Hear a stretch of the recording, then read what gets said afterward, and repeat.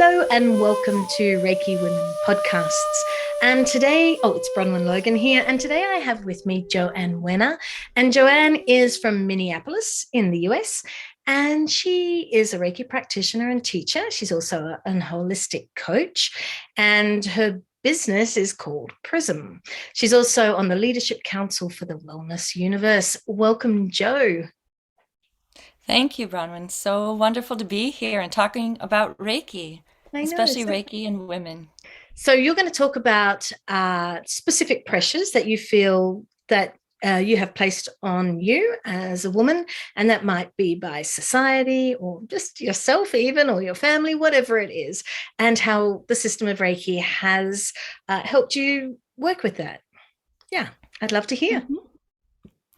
Great. So it all began in July of 20, 2003. So I was in a very, very busy corporate job. I was the head of HR for an international medical device company. And we had been acquired by another company from Europe here in the United States.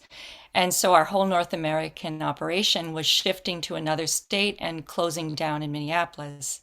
And I was the head of HR, so I was tasked with the closure and the training of employees in another state. And I was traveling back and forth constantly every week, trying to maintain both locations and ramping one up, letting one close, allowing that. So it was like an accordion. It was like this breathing in and breathing out and breathing in and breathing out.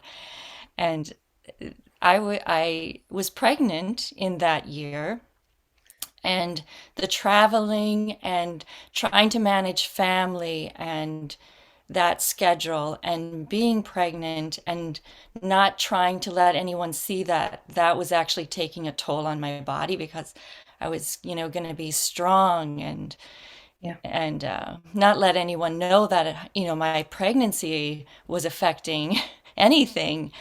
Because as women, I think especially more so maybe in my earlier years, I really cared about that, about having that professional thing that meant there was no crack in your veneer. Well, my health was really being challenged. And on the day that we closed the office and I was the last one there, I turned over the key to the office. The warehouse manager took it and passed it on to the next person. But I went home, walked up the stairs of my home, and laid down on the bed. I thought I'd rest before anyone got home. It was such an accumulation of emotions and everything else. And 6 hours later, my youngest child was born. So there was no downtime. Yeah. And and I was really actually physically falling apart, having held on so much stress over the year and all kinds of things. So when I went to see my midwife, she said to me at 6 weeks, you're not going back to that kind of work. And I said, I can't. And she said, no, you can't. You shouldn't. And she said, why don't you think about what you want to do? And we'll talk about it the next time you come in. And so in that week, right after that, I saw somebody that told me about Reiki. And I thought, oh, that sounds so wonderful and just what I need. And so I went and had a Reiki session, and it was the most beautiful experience. Just this opening and this, I was very vulnerable, in a very vulnerable place. Rather than try to close and shy away from that vulnerability, it just guided me to open up and receive. And as a woman, I don't believe that we learn a lot about receiving. We learn a lot about giving and supporting other people, but the receiving end, not so much. When it comes to, care for ourselves and time to care for ourselves, and just that support around care and self-care. And so when I went back to see my midwife, she said, have you ever thought about being a birth doula. And I said, "What's that?" Because she'd always been with me. But so what transpired is I did become a birth doula, and I became a Reiki birth doula. So I went through, I mean, while I was doing that, I was training, and because it had been such a profound experience, I wanted it, and I wanted to share it with others. So that was now 19 years ago, and 18 years ago. It'll be 19 this summer, but it just really changed my life, and it really has changed the lives of many people I've worked with, especially women, I think, because invariably when they come to either learn it as a practice, or, when I'd be in their birthing room or going through postpartum or whatever, that opening into this, it's an opening into this discovery of what's always been there. And I think that's what I love about it the most, is that it's, many spiritual teachers, and I've learned a lot from both you and Franz. And just that idea that it's always accessible.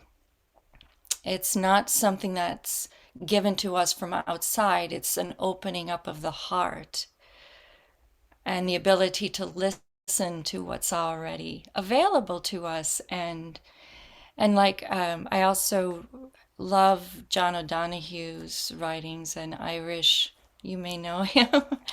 um, and, the idea that that thing, that Reiki, that the loving compassion, the spiritual essence, whatever ways people want to think about it, to me, we come into the world with it. And it's always available to us. But we shut it down for many, many reasons. And we lose we think we lose the access to it. And we forget about it. And if we can reawaken it and reimagine that it's there, and I went back to John O'Donohue because he says it lives around us, and that made so much sense to us.